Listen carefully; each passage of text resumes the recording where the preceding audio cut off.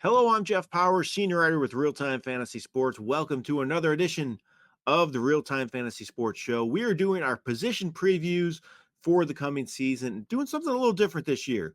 We're bringing in some of the top ranked players from our site to join me on the show to talk about these position previews. We thought it'd be a lot of fun to get some guys with some actual skin in the game who do well on our site, bring in a lot of the top ranked players. And we have one today. It is Robert Jackson he is one of our favorites on the site. He is the 21st ranked player overall, and he's a great owner for sure. So we appreciate Robert joining us. Robert, thanks so much for coming on the show. Really appreciate it. Hi, Jeff. Thanks for inviting me. Yeah, it's good to talk with you, Robert. I mean, this running back position, it's always a tough one every year to tackle. So many unknowns with injury and when do you go early on them? A lot of people like to take receivers early now. I just want to get your overall impressions on how you approach that position come draft day, first of all. Well, as you know, Jeff, the NFL has turned into a passing-heavy league. And sure. the workhorse running backs are becoming a thing of the past. So I understand the reason why people draft wide receivers, from the get-go, because they can get running backs, later on. However, there are still a few running backs who are workhorses. And so depending on where you are in the draft order, you could get one of those. Yeah, for sure. So for me, how I approach it is I want to have one of those elite guys on my roster if possible. I think I'm comfortable with 6 right now where I like them. I feel like they're in good situations. McCaffrey, Breece Hall, Bijan, Saquon, Jonathan Taylor, Jahmyr Gibbs. After that, I think it gets a little more cloudy, but if I can get one of those guys in the first round, I'm going to most likely do it because I'm more comfortable with that receiver position being a little deeper and having a lot of elite number one. So if I can get one of those first 6, that's what I'm going to do come draft day in the first couple rounds. But if I don't get one of those guys, I'll try to get one maybe on the way back in round 2 or round 3, one of the second tier options. But I at least want to have one top back on my roster after 3 rounds. So that's kind of how I look at it. I don't know if you feel the same way. Are you trying to? I'm sorry, I didn't mean to interrupt, but No, yeah, I do. My list though is only 4. I think you mentioned 6, and yeah, I got mine down to 4. And the 2 that you had on your list that I kind of take off because they have running quarterbacks, and so when they get close to the goal line, there's a good shot that running back's not going to get that goal line touchdown to go in. So that's kind of makes me a little leery in the first round to grab one of those quarterbacks, because I think if you can get a top wide receiver, they might make it back to you in the second round. So let's talk about that now. Like I mentioned, we're going to talk about a few different categories here for this running back position, but an early round target. So if you have your choice of one of these elite guys, is there a guy you're shooting for in these early rounds you really want on your roster? Well, it depends on where I'm at in the draft, in that first round. If it's early, if I'm within the first 6 choices or first 6 picks, then yeah, I'll shoot for either CMC, Bijan Robinson, Breece Hall, and then at the end, I'll go after Gibbs. For sure. Yeah. I think the guy I'm really targeting, if I can get a chance, like you said, it kind of depends where you're picking, but I love Bijan this year. I just think he's set up for good things. His schedule as well, 4th easiest fantasy schedule for running backs during the regular season, easiest for the playoffs, just a much better situation coaching wise. He actually has a quarterback, take some pressure off him. He should get more touches. Also, I expect Tyler Algier to get less work also. So Bijan's my guy. I'm really trying to get him in a lot of drafts. So that's the one I'm really looking at early. Yeah, I already have I think like 42% shares of Robinson in my drafts. So I'm kind of on board with you there. Yeah, for sure. So let's talk about, I think a lot of drafts are won in the mid rounds, finding that gem like Raheem Mostert last year. He was a great mid round target. Is there any breakout player in those middle rounds that you kind of have been, eyeing and targeting for a lot of your drafts? Yes. In fact, this running back has an opportunity, and he really has no competition. That is Jahmyr White from Nevada, from the Raiders. Yep. I mean, they did draft, the rookie, but I think he's got the opportunity to be a workhorse, and you can get him anywhere between the 5th and 7th round. So if he falls there to me and I'm in need of a running back, I don't mind grabbing him at all. I wonder too, as the season draws closer, if his stock's going to go up. I have a feeling it might. I think at this point he's going to be a better value. I Personally, agree. I agree with that too. So one guy I'm looking at, and I think he is a little more polarizing, but I kind of like Zach Moss a little bit, just because Joe Mixon last couple of years, I don't think he's looked great. I know Chase Brown's there; he's an exciting back. He's young, he's a good pass catcher, but I think Zach Moss could get the goal line work, and they're going to score some points in Cincinnati. I think he has a chance to get double-digit scores. So that's one guy I like to get later as a third or fourth back. I think he carries more risk than a guy like Zamir White, because like you mentioned, he has less competition, but I still think Zach Moss is one guy that intrigued me, just because Joe Mixon has not impressed me much the last couple of years and still been a very productive fantasy player. So that's the one guy I'm kind of looking at in those mid rounds. I think. All right. I'm sorry. Go ahead. No, go ahead. In that backfield, I really think it's going to come down to a true split backfield, because Tyjae Spears, Chase Brown, excuse me. Chase Brown, I mean, when he gets the opportunity, he does really well with it. And so I really think it's going to be a split backfield. I mean, they're all going that way in the NFL. They're going to that split backfield. Yeah, for sure they are. That's kind of the way, keep those backs healthy as well by doing that. They like to, take some of the wear off the tires, so to say. Yeah, it definitely makes sense. So let's talk about late round flyers, guys you're taking a chance on. Maybe you're not as widely known. Any guys you're, making some dart throws at late in drafts? Yeah, I am. He's a rookie, Marshawn Lloyd for Green Bay. I think he's got a great opportunity there, because the running back that's ahead of him is not known for good health.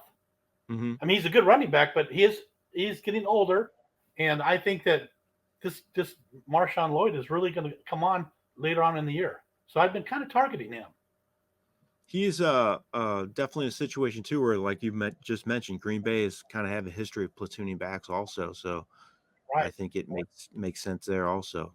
So my pick's also a rookie. I've Kamani Vidal of the Los Angeles Chargers. So he has J.K. Dobbins, Gus Edwards ahead of him. J.K. Dobbins can't stay healthy. Gus Edwards is getting older, and I just don't trust him. But that's going to be a run-heavy offense with Harbaugh running the show now, in my opinion. And Vidal's shown 3-down ability. I know he got taken later in the draft, but that doesn't really always mean anything. He does good between the tackles, catches the ball pretty well also. So that's one guy I'm taking a dart throw on. I think you can get a guy like that late in a situation where he could end up emerging. Even if he doesn't emerge right away, he could emerge, 7-8 weeks into the season. So Vidal's one guy I kind of been targeting late in the draft. I agree with that too. In fact, I have 3, and he was one of them. Yeah, go ahead. Give me another one. You got to. The other one was Rico Dowdell from Dallas. Oh, yeah. I think he's got a really good opportunity. He's 6 foot and he's 215, I believe, and he's pretty quick. So they went and got their old running back, Zeke back, and I think he's going to be good for short yardage. And of course, he's going to get those when they're in close to the goal line. But I think Rico could very well come away with that backfield and get the majority of the work. Yeah, I wouldn't be surprised with that either. Again, like you said, it's a situation that's what you got to find guys like that in the later rounds that could emerge like that. And Dowdle's definitely in a spot where he could definitely do that. You said you had 3, so give me your last one if you have another. Oh, the other one was the same one as yours. Oh, okay. All right. he was on my list. Yeah, for sure. Let's go the other direction now. So how about a bust guy that you're just fading? You're letting somebody else draft. Is there any players like that this year for you? Everybody's a value at a certain round. Everybody's a certain round, but I'm kind of staying away from Barkley and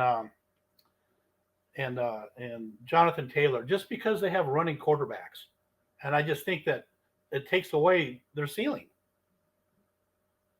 Yep, so for sure. I've been kind of fading those, and I've been, going another direction when it comes around to the second round, depending on what I get in that first round.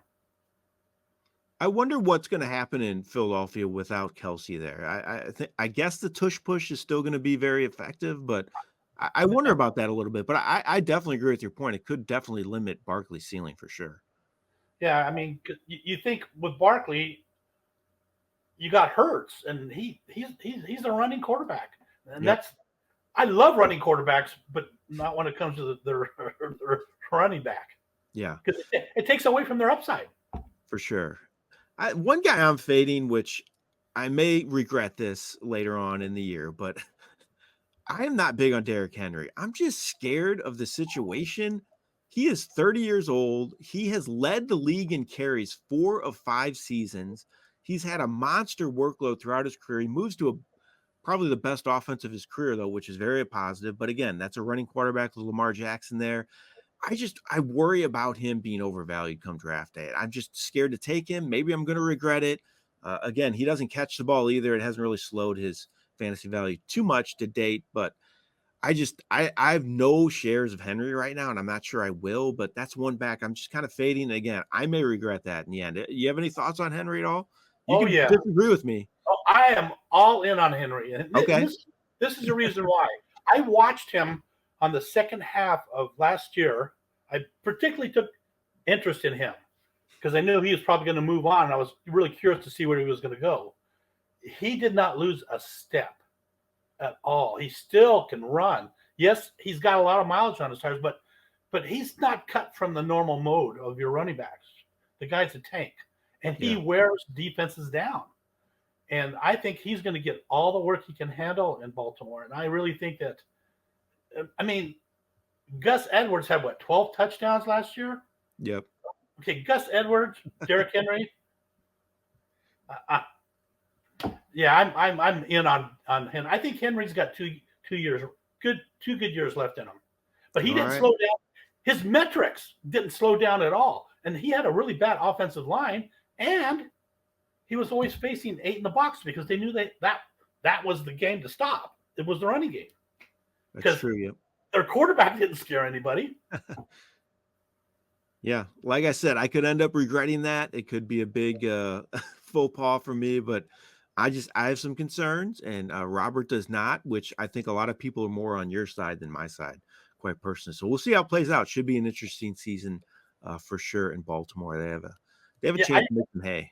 I really loved getting him early, early season draft. When I was Mhm. getting him in the sixth, I was getting Derrick Henry in the 6th round. Oh wow. Yeah, Yeah, I would definitely take a chance on him in the I sixth was round. I Holy was cow. loving that. Now that was before he moved. Oh, gotcha. I knew that wherever he went, he would be worth having it. And when he kept falling to the 6th round, I'm going, I'll take him every time. Yeah, for sure. Let's talk about the opposite end. We're talking about a player who is older than Henry, but how about a rookie? Any rookies you like this year? There wasn't really many high draft picks, quite frankly, but there's always seems to be a couple every year that emerge and play well. Anybody? You mentioned one for your late round flyer, but anybody else you're kind of high on taking some stock in? I like what, yeah, in LA, the Rams, which is my home team here. Kyron Williams has always had problems with injuries or staying Yep. on the field, and right now he's struggling with his foot already before anything get going. So I like his backup, Blake Corum. I think that if he goes down, he could run away with it. Yeah, He yeah, really for could. sure. That it's played And out then that I way like. in recent Go seasons ahead. I'm for sorry. in Los Angeles for sure. It's definitely played out that way at times in Los Angeles. You never know what's going to happen in that backfield. Yeah, and the other rookie that I like running back is the rookie that went to Carolina, and that's Jonathan Brooks. Now I know that he won't do anything probably in the first half of the season, but I think the second half of the season, I think he'll come on and he'll probably just run with it. He'll take it away. I agree. That's my pick. It's an easy one just because he's the first overall pick, so it's kind of being chalk there. But I just think his situation's great. I hate the running backs he's competing Right. with for touches. Once he gets in there, he's going to be the 3 down back, like you said. Once he's healthy, I agree. recovering from a torn ACL, I just think the chances of him to produce big are huge down the stretch. He could end up being a guy that helps a lot of teams in the fantasy playoffs. And I think they want to take some pressure off Bryce Young as well. I mean, Right. those receivers had no separation at Carolina. So I think the verdict's still out on Bryce Young. I'm not giving up on him yet. So kind of anxious to see what happens with better receivers. But now having a running game too to take some pressure off him, I think he's set up for a little better success here this season. Should be anxious to see how that plays out there in Carolina. Yeah, Bryce Young got, a couple of new wide receivers. I mean, he got the wide receiver from Pittsburgh and the rookie. So, yep. I think he's going to improve in his second year. So you just talked about Blake Corum. Interesting. So it kind of leads into my next question for you. It's not a player per se, but it's more of your thoughts on the subject overall, handcuffing. I think it's kind of a topic in fantasy circles that is debated a lot. So is this something you do? Do you advocate it or do you not do it? Or give me your thoughts on handcuffing. All right. I am Mr. King Handcuff when it comes to managed leagues. Not in best ball, but in managed leagues, I'm the king of cuffing because it has proven over the years to be solid as long as you get the right handcuff. I mean, if you draft the right running back with the right handcuff, okay, because it doesn't work across the board.